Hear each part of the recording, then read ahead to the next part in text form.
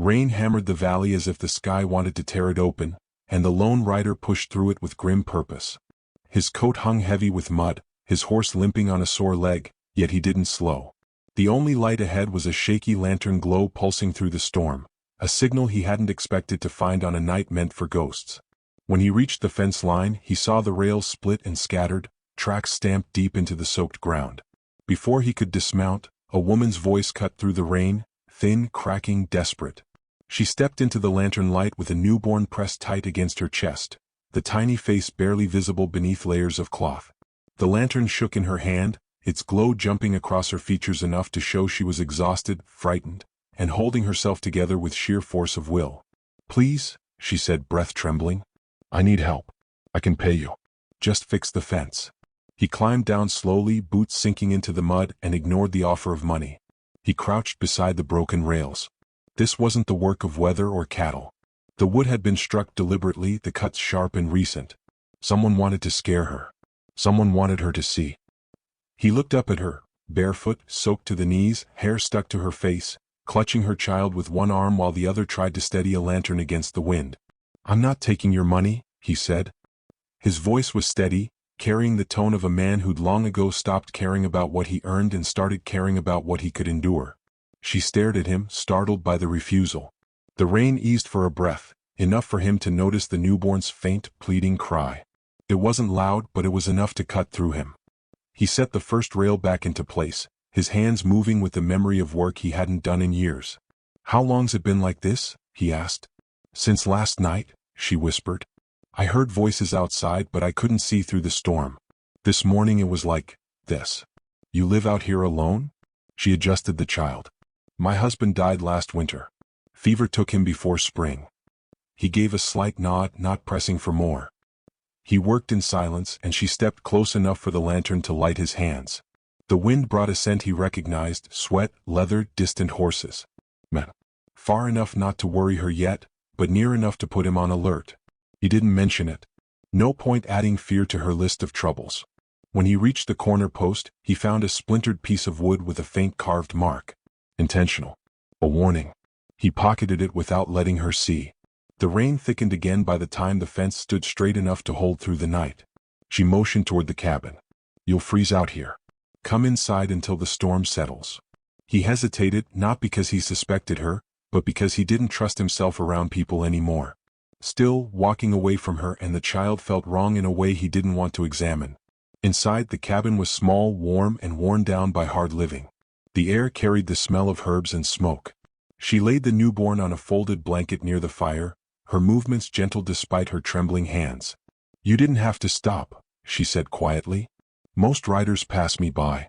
"Most riders don't look," he replied, removing his coat and setting it near the flames. "Your fence wasn't broken by chance. Someone meant to send a message." Her breath faltered.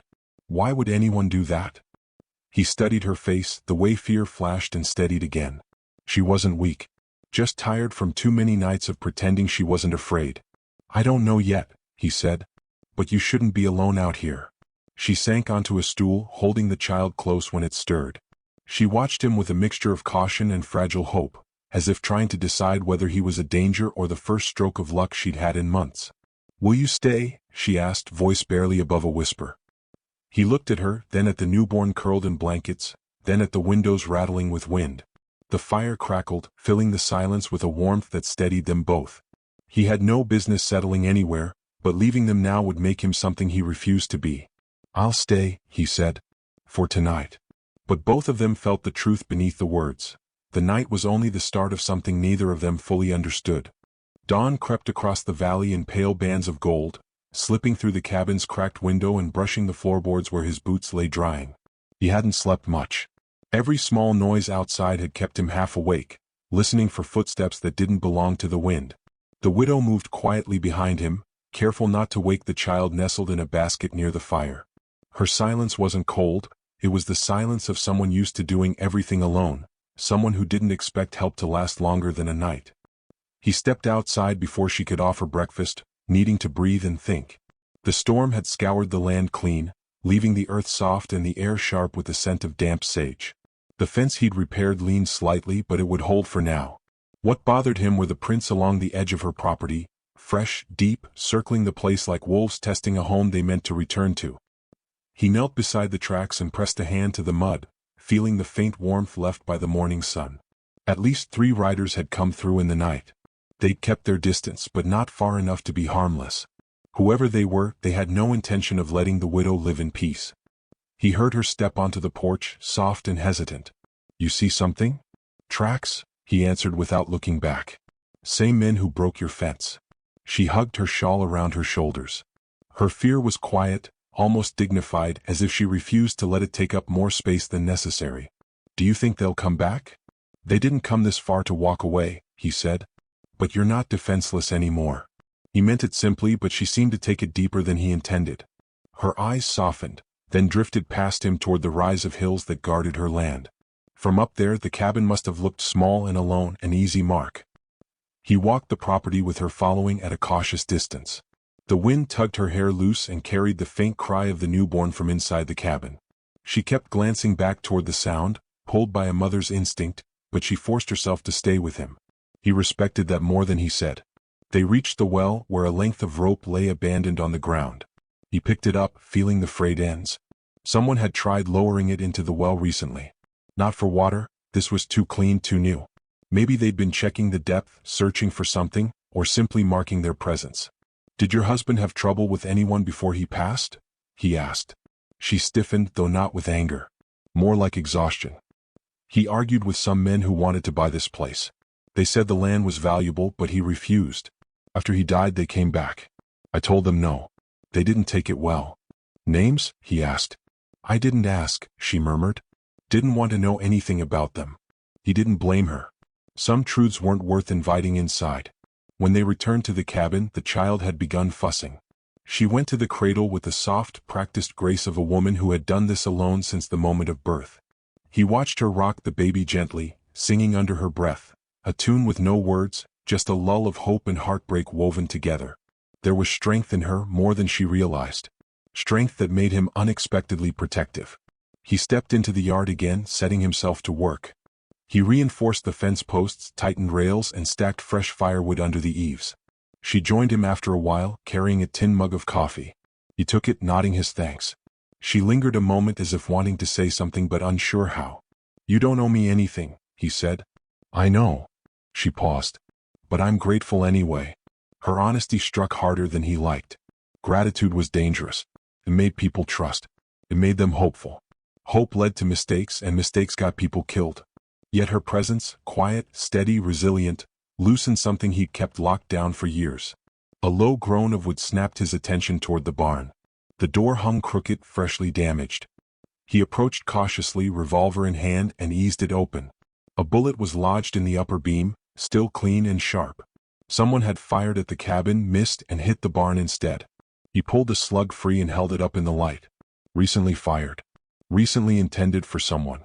She came up behind him, eyes widening as she realized what he held. "Is that?" "Yes." "You didn't hear anything?" "The storm covered it." She clasped the shawl tighter around herself, not from cold but realization. Someone had been bold enough to take a shot at her home. At her child. At him. That crossed a line he didn't forgive. "You need stronger doors," he said. "And a lock that won't break with one good kick." She nodded, but her gaze drifted to the horizon where the land tilted into the deep, shadowed valley. The wind stirred again, and her hair brushed his arm lightly. She didn't apologize for standing close. She needed the nearness even if she didn't admit it. Afternoon bled into evening, and the world around them grew unnervingly still. Birds quieted. The air held the tense silence of something waiting to happen. He didn't like the feel of it. Not one bit. While she put the newborn to rest, he circled the property again, checking every window, every latch, every corner where shadows clung too tightly. The land felt watched, as if eyes lingered just beyond the tall grass. By the time he returned inside, she had lit a single lantern, filling the cabin with warm amber light. She looked tired but determined, not the brittle determination of panic, but the steady kind born from survival. "Should I pack some things?" she asked. "Not yet," he said. "If we run, they'll chase. For now we stay, and we stay ready." "And if they come tonight?" His expression hardened, not out of cruelty but certainty. "Then tonight is the last night they bother you." She exhaled slowly, fear and trust mingling in her eyes. She didn't argue. She didn't plead. She simply nodded and checked on her sleeping child. He sat near the door, revolver at his side, listening to the wind scrape across the roof. One thought kept returning, unwelcome and unavoidable. He hadn't planned on being here longer than a night, but leaving now felt impossible. The cabin creaked. The lantern flickered. And somewhere in the valley, a horse whinnied, too far to see, too close to ignore. Night settled over the valley in a heavy, breathless hush, the kind that made every shadow feel alive and every sound sharpen into warning. He sat by the door with his revolver balanced across his knee, listening to the soft crackle of the fire and the slower rhythm of the widow's breathing as she rocked her newborn in the dim glow of the lantern. She didn't speak and he didn't ask her to. Silence, when shared, sometimes revealed more truth than words ever could. Outside, the wind swept along the grass with a long, low sigh, carrying the faint murmur of something approaching and then falling quiet again. A false alarm, maybe. Or a deliberate tease from men who understood fear the way wolves understood hunger. He stayed still, focusing on each shift in the night. It wasn't paranoia, just the instinct of a man who had outlived too many dangers to ignore new ones. When the baby finally drifted to sleep, the widow stepped to the window. Her hands trembled as she adjusted the curtain a few inches, just enough to peer outside without showing her silhouette.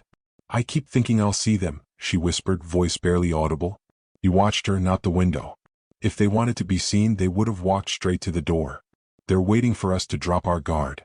"And you won't," she said softly. He didn't respond. He didn't need to. She understood the truth in his silence. She set the baby in a small cradle, tucking the blanket carefully around tiny arms. The child sighed in sleep, unaware of the tension hanging in the room. The widow brushed a hand across her forehead and stepped closer to the fire, warming her fingers. "You've done more in a single day than anyone else has for me since my husband died," she said. "I don't know why you stopped here, but I'm not going to pretend I'm not grateful." "Gratitude is fine," he murmured. "Just don't mistake me for a savior." "I'm not," she said. "But you're the first man who didn't look at me like I was a burden to push off on someone else." He didn't know what to do with the weight of her honesty. He stood, holstered his revolver, and moved to check the back door again. Everything was locked, reinforced, secured, but dread lingered like the taste of iron on the tongue. A sudden crack echoed across the land, sharp and quick. A branch snapping. Or a boot on dry wood. He reacted instantly. He stepped in front of the widow, lowering his voice to a whisper. "Stay behind me. Don't move until I say." She clutched the edge of the table, eyes wide with worry. The lantern flickered as though the cabin itself sensed danger. He eased the door open a few inches, letting in the cold night air. The darkness outside was dense, moonless, wrapped tight around the pines and the slope of the far hills. He took one careful step onto the porch. The boards didn't creak, they knew his weight now. His eyes traced the yard, the barn, the jagged fence line. Nothing moved. No silhouettes, no shifting shadows, no glint of steel. Then he saw it, a stone placed squarely at the bottom step, something that hadn't been there moments earlier. On the stone sat a small strip of leather with a single cut across it, clean, precise, intentional. A mark, a message. They were letting him know they'd been close. Very close. He pocketed the strip, forcing down the hot rush of anger. Violence didn't frighten him. But threats made against women and children did something to him that he couldn't fully control. Inside, she waited for him, clutching the cradle as if protecting her newborn could be done by sheer will alone. When he returned, she searched his face for answers and found only the truth he couldn't hide. "They're near," she whispered. "Near doesn't matter," he said. "What matters is they're not brave enough to face me head-on. Or they're waiting for us to sleep." "I don't sleep easy," he said. She didn't smile, though he saw a flicker of something, respect, maybe trust, before her expression hardened again. He admired that strength. It wasn't loud or sharp. It was quiet, anchored deep inside her like roots gripping the earth. Hours crept by. The lantern dimmed. The fire sank low. The newborn whimpered now and then, each soft cry tugging at her until she rose instinctively to soothe him. Watching her cradle the child, whispering soft comfort in the hush of the night, stirred something inside him, something he hadn't felt in a long time. Not desire. Not exactly longing. More like recognition. A reminder of what life could look like if a man had the courage to choose steadiness over drifting. He forced the thought away. He had no right to imagine anything beyond protecting her now. Wanting more was a luxury a man like him couldn't afford.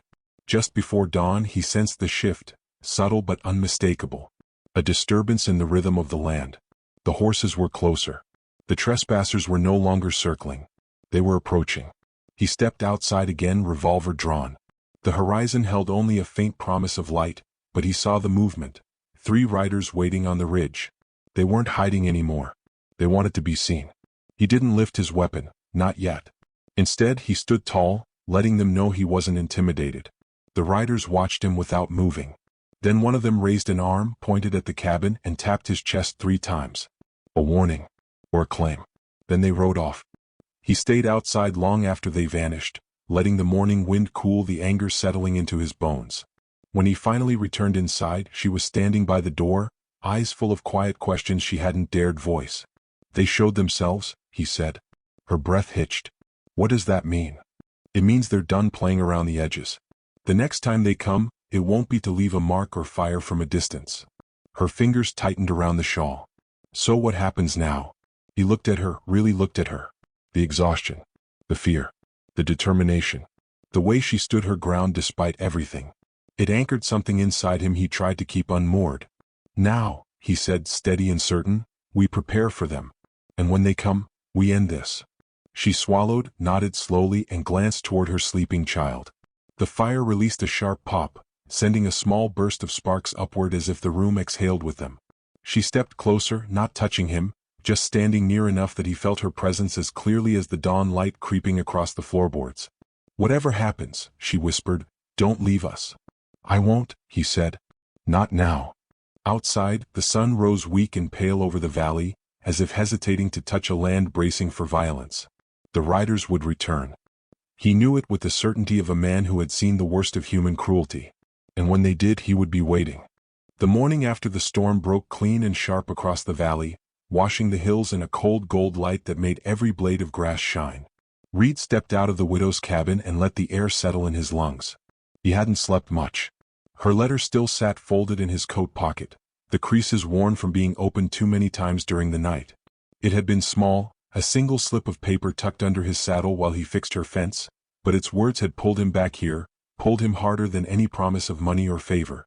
She had written with a shaking hand, telling him that the man she'd fled from had tracked her down, an outlaw who claimed her as property, who wanted the newborn she protected more than he wanted her safe. She had begged Reed to stay away, not because she didn't trust him, but because she didn't want him dying for someone like her. That last line had burned itself into him. Someone like her. She had no idea how wrong she was. Reed walked around the cabin, checking every approach, every trail that could hide a rider. The ground had been disturbed, hooves, 3 or maybe 4 horses, and the marks were recent. Fresh enough to make his jaw lock. He didn't bother cursing. It was a waste of breath. Instead he stepped back inside. The widow stood near the fireplace, the newborn bundled in her arms, a mix of fear and determination tightening her face. She didn't look delicate now, not like the first time he'd seen her struggling with fence rails too heavy for her.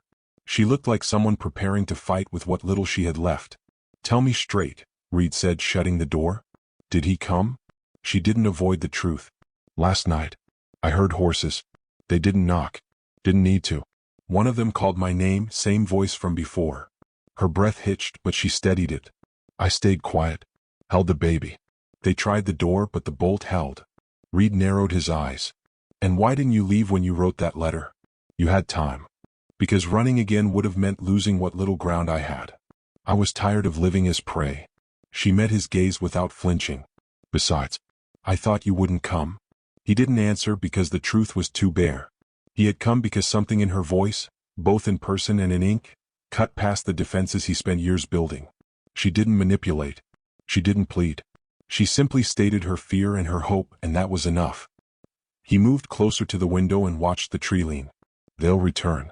They didn't come this far to leave empty-handed." She clutched the newborn tighter. "Reed, you don't owe us anything. That's not your decision to make." She stared at him, uncertain whether to argue or thank him. He didn't give her time for either. "You said he wants the child. Why?" She swallowed. "Because he believes the baby's father stole from him. Money, livestock, land claims, lies stacked on lies. He murdered the father for it. Now he wants to erase every trace of him, including my son." Reed didn't move. The anger that rose in him wasn't loud or dramatic. It was the quiet kind that hardened into resolve. He'd seen men like that outlaw, men who took because no one stopped them. Reed had spent too many years trying to keep his head down, walking away from trouble that wasn't his. Now he realized that doing so had carved out a man he didn't much respect. He wasn't letting this child vanish into another man's cruelty. Not again. He turned back to her. Pack what you need. Not much. You're heading out. Her eyes widened. Where? To a place he won't follow. The old militia outpost beyond the ridge. 3 stone walls still stand, and the trail up is too narrow for an ambush. You'll be safe there until I deal with him. She shook her head immediately. You can't take them alone. Reed stepped closer, lowering his voice. I've ridden through worse and you know it. Her fear wasn't for herself. He saw that now.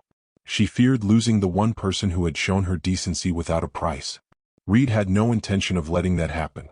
When he stepped outside again, she was right behind him, the child secured against her chest. Reed lifted her onto his horse with practiced steadiness. She reached down a hand for him, not to mount, but to hold for a brief second. A wordless thank you. A plea for caution. A connection neither asked for but neither rejected. He released her hand gently. Ride straight up the ridge. Don't stop. Don't look back. What about you? She whispered. I'll be right behind you soon enough. She hesitated, then nudged the horse forward, heading toward the narrow path curling between the hills. Reed watched her disappear into the rising morning light, then turned toward the open valley. The outlaws arrived sooner than expected. 4 riders fanned out across the field, their silhouettes sharp against the horizon. Their leader, a gaunt man with a crooked scar running from ear to jaw, spotted Reed and slowed, signaling the others. They approached with the lazy confidence of men who believed the outcome was already decided. You're making a mistake, the scarred man said, voice thick with arrogance. Woman belongs to me by right. Child too. Reed didn't bother answering with speeches. You're not getting them. The outlaw smirked. You think you can stop 4 of us alone? Reed stepped forward, letting his coat fall open just enough to show the worn grip of his revolver. I only need to stop you. The riders exchanged looks. A flicker of uncertainty broke through their certainty. Reed saw it. He exploited it. The standoff tightened. Wind flicked dust across the valley. No one moved for several long, brittle seconds. Then the leader's hand twitched, too fast for confidence, too slow for a man truly ready to kill. Reed drew first. The shot tore through the leader's shoulder, spinning him off his horse. Chaos erupted. 2 riders charged, firing wildly. Reed dropped to one knee, sight steady, and fired twice. One horse reared, the other rider toppled backward. The 4th outlaw tried to circle behind Reed, but Reed pivoted, firing a final round that sent the man collapsing into the grass. When the echoes finally faded, the valley settled into silence, broken only by the staggering groans of the wounded leader. Reed walked toward him, unhurried. The outlaw glared up, hatred warped across his face. You can't keep her safe forever, he spat.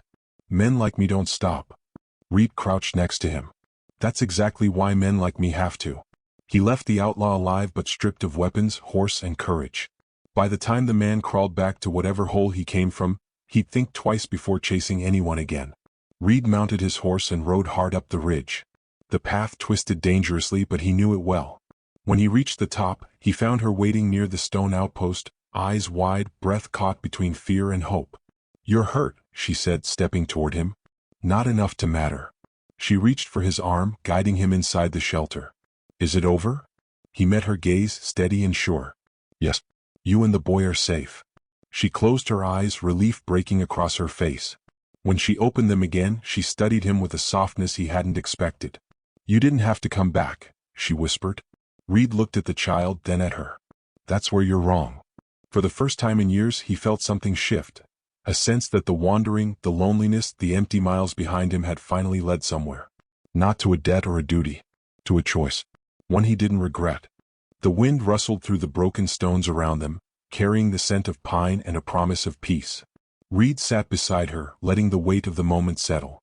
The danger was past. The road ahead was uncertain. But for once he didn't mind that uncertainty. He wasn't riding alone anymore.